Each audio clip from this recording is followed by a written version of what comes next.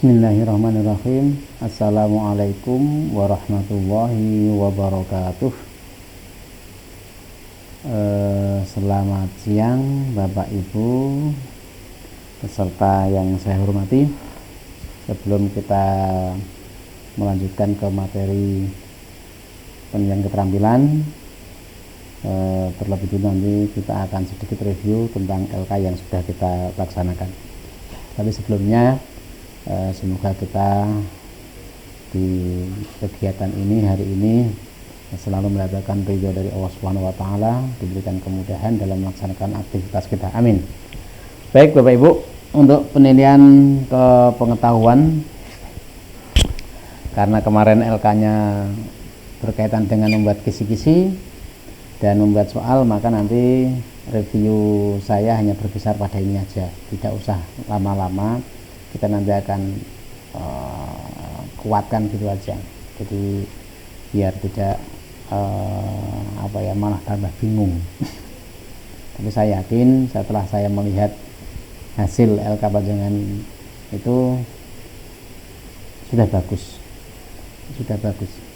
Kalau kita mau sempurna kayaknya nggak mungkin, karena kesempurnaan itu hanya milik Allah Subhanahu wa taala. Tapi memang ada perlu perbaikan sedikit lah di sana sini, jadi nggak masalah. Lebih baik kita salah karena kita mencoba daripada tidak pernah salah, kan gitu nih, karena kita mau mencoba.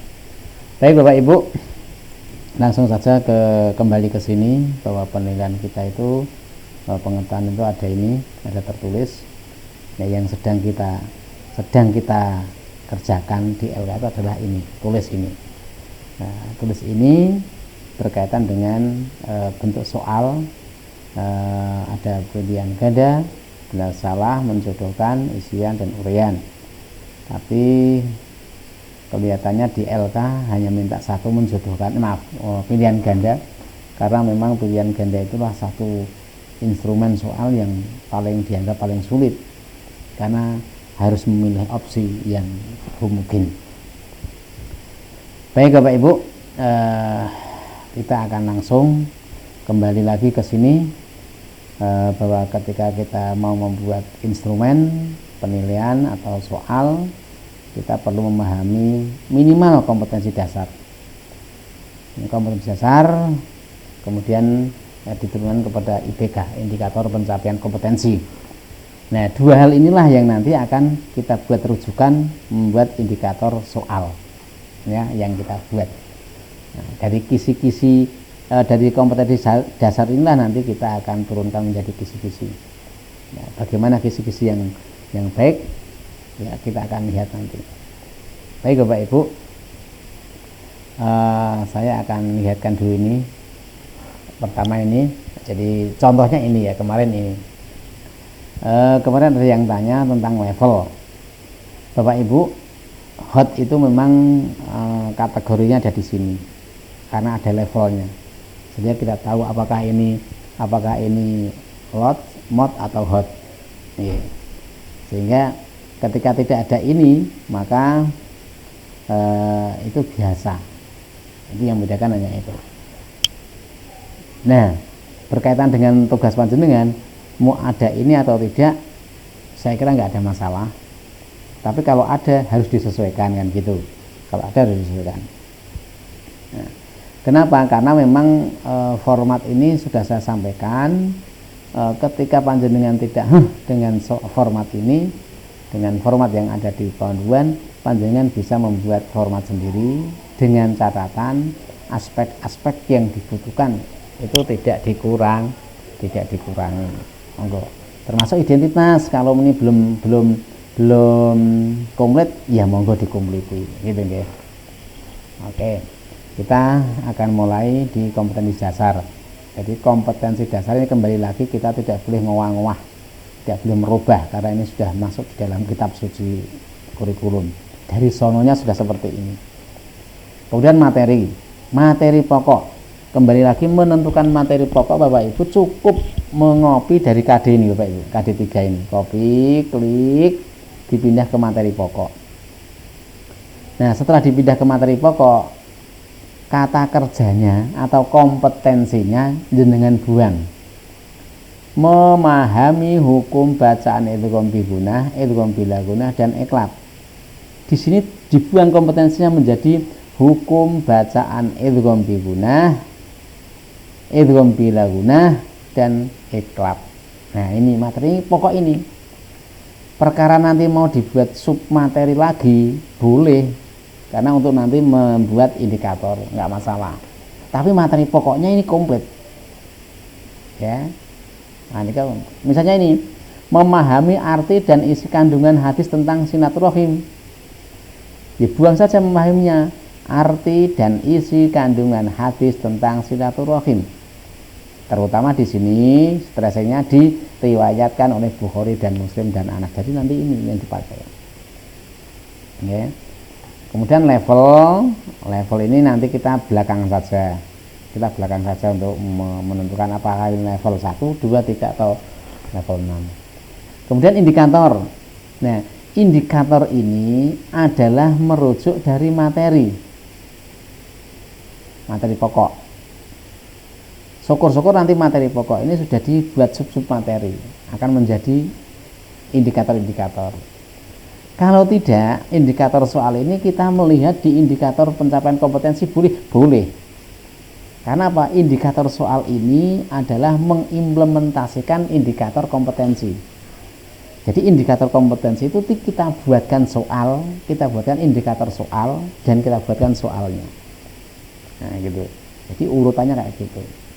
Nah, kemudian redaksi dari indikator soal, ketika soal nanti akan ada stimulusnya, bukan stimulus loh ya, stimulusnya. Ini kalimatnya disajikan, ya, diberikan, ditampilkan, silakan, tapi yang umum disajikan. Apa yang disajikan?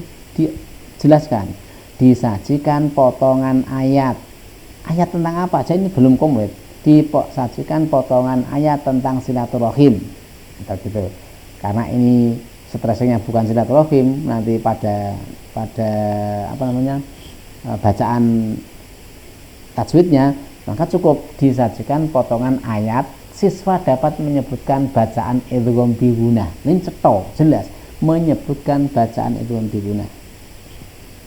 Tetapi ketika tidak ada stimulusnya, langsung saja siswa atau peserta didik atau murid, kalau murid terus, kalau siswa sudah itu namanya konsisten.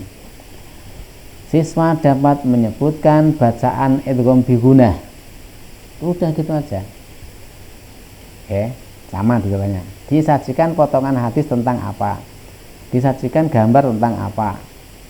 Kalau tidak ada hadisnya atau tidak ada stimulusnya, ya langsung. Ya, langsung. Menjelaskan makna.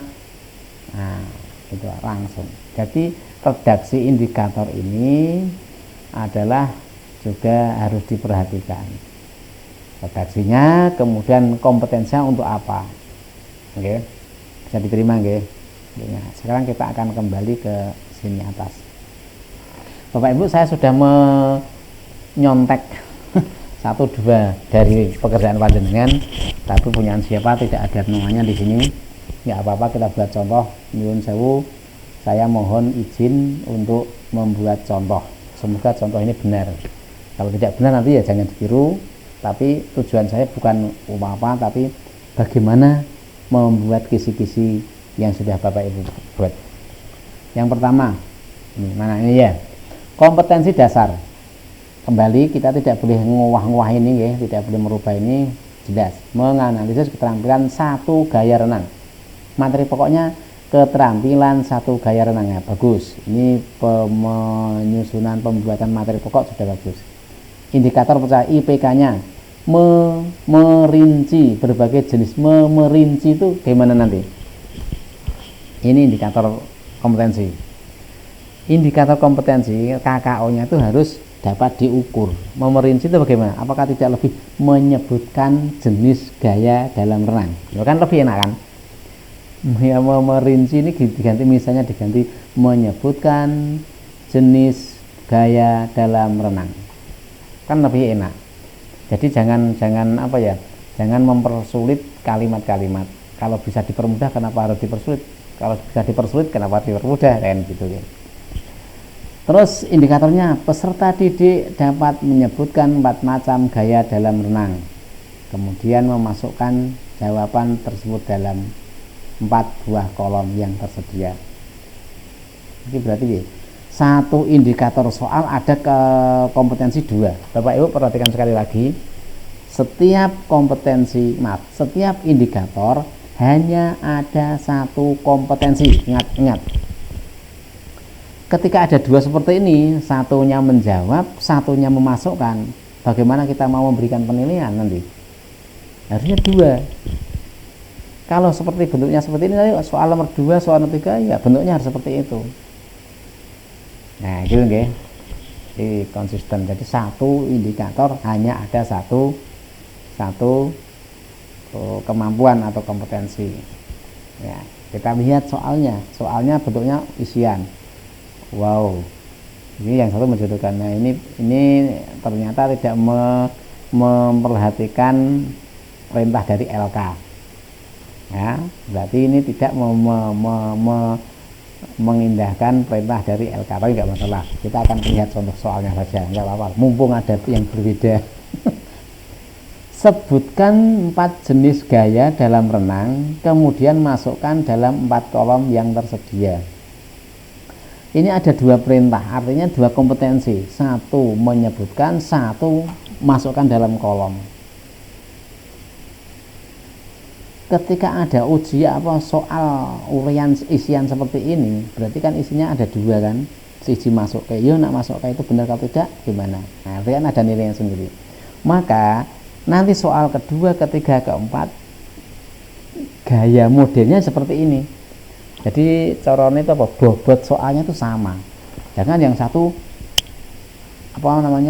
menyebutkan 5, yang satu menyebutkan 1, enggak, jangan. Itu bobotnya biar sama. Ya, oke, nggak masalah ini, karena ini paling mudah itu nggak soal itu isian. Nomor 2, menjodohkan. Ini kelas berapa ini? Kalau kelas besar kayaknya nggak mungkin ini. Kalau menjodohkan BS itu biasanya dipakai untuk anak kecil, tapi nggak apa-apa. Menjodohkan gambar tabel tentang gerakan lengan, ya, gerakan lengan dan pengambilan nafas. Tapi ya ini sebetulnya nggak masalah juga, tapi karena kita itu perintahnya tidak membuat yang menjodohkan, ya kita nggak usah bahas dulu. Artinya yang satu, yang penting untuk indikator soalnya ya, ketika ada stimulus disajikan apa yang menjadi stimulus itu. Yang kedua, matematika, menjelaskan makna bilangan cacah sampai 99 sebagai banyak anggota satu kumul. Ini nanti coba dicek kalimatnya benar apa tidak, kalau bingung. Kemudian materi pokok bilangan cacah. Nah, kira-kira ada makna berbeda enggak dengan KD ini? Ada. Ini makna bilangan cacah, tapi ini hanya bilangan cacah saja. Makanya sekali lagi, materi pokok diambilkan dari KD, buang kompetensinya. Itu sudah aman, ya, sudah aman. Kemudian indikator pencapaian kompetensi, menyebutkan jumlah kumpulan benda yang ada pada gambar. Oke, menyebutkan gambar berarti ya, jumlahnya berapa ya. Menentukan nama bilangan cacah, oke. Disajikan gambar satu kumpulan objek, siswa dapat menyebutkan jumlah kumpulan objek pada gambar. Disajikan gambar kumpulan objek, disajikan gambar kumpulan objek, siswa dapat menyebutkan jumlahnya, kan enak lah, jika dapat menyebutkan jumlahnya. Itu rodok. Jadi kembali lagi redaksi kalimat itu kalau agak bingung, tolong itu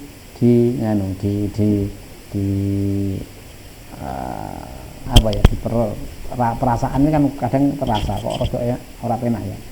Itu ukurannya bukan hanya kita, karena ini keterbacaan itu penting ya. Ya, boleh. Satu pilihan ganda. Nanti kita akan lihat soalnya. Menentukan nama bilangan terserah. Disajikan lambang bilangan, siswa mampu menentukan nama bilangan tersebut. Oke, boleh. Kita lihat. Gambar. Banyak daun pada gambar di atas adalah gambar kumpulan gambar kumpulan objek. Langsung aja, kalau ini daun ya daun. Disajikan kumpulan daun. Nah, disajikan gambar kumpulan daun, siswa dapat menyebutkan jumlahnya, kan enak. Disajikan gambar kumpulan daun, siswa dapat menyebutkan jumlahnya. Banyaknya daun pada gambar di atas adalah, boleh. Jumlah dari daun yang ada di gambar adalah, bila silakan, ya Allah. Oke. Jadi kembali lagi redaksi indikatornya, guys. Nomor 2, nama bilangan untuk gambar di samping adalah nama bilangan untuk gambar di samping. Ini gambar apa bilangan? Nama bilangan. Langsung aja pakai gambar. Disajikan lambang bilangan, sudah nggak ada gambarnya. Disajikan lambang bilangan, berarti nama bilangan yang ada di samping adalah 60. Oke. Gitu nggih. Terus ini opsi bagus. Opsi ini dimulai dari yang pendek, agak panjang sampai panjang. Dari kecil, besar, bagus. Ini sudah bagus. Ya, sudah bagus. Tapi ini untuk tadi ya, kalimat-kalimat di sini karena keterbacaan, nanti yang membuat soal kan bukan kita saja, orang lain juga akan membuat soal. Jadi keterbacaan itu penting sekali. Yang ketiga, menghubungkan ciri pubertas pada laki-laki dan perempuan dengan kesehatan reproduksi. Materi pokok. Nah, kembali lagi materi pokok. Kembali lagi ya. Materi pokok ambilkan dari tadi, gua kompetensinya.